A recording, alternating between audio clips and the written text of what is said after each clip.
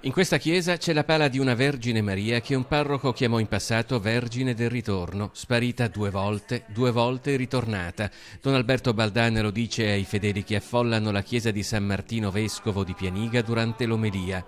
Si chiude con questo augurio a Luca Tacchetto ed Edith Blaise, scomparsi in Burkina Faso da 38 giorni, la manifestazione di solidarietà che ha unito cittadini di Vigonza e di Pianiga, nel paese del Veneziano, a pochi passi dal comune in cui vive la famiglia Tacchetto.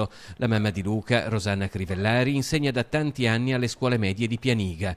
In circa 200 hanno sfilato per le vie del paese in una fiaccolata che si è conclusa con la celebrazione della messa.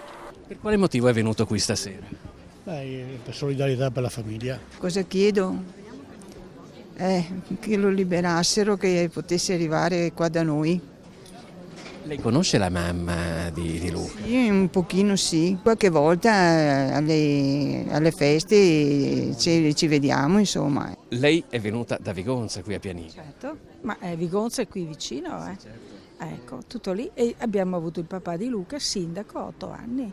Lo conosciamo molto bene. A Vigonza e Pianiga quasi tutti conoscono la famiglia Tacchetto. La partecipazione all'iniziativa, partita dalla scuola ed estesa a tutti, è molto sentita. Hai avuto modo di sentire Nunzio Tacchetto?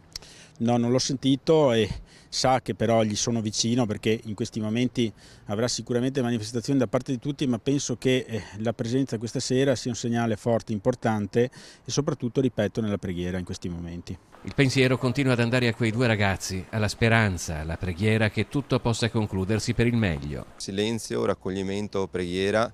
Ognuno di noi con la fiaccola in mano ha avuto modo di pensare, di essere vicino a Luca, Edith e ai loro familiari. E speriamo che questa preghiera e questa vicinanza portino a qualche notizia buona, positiva per loro.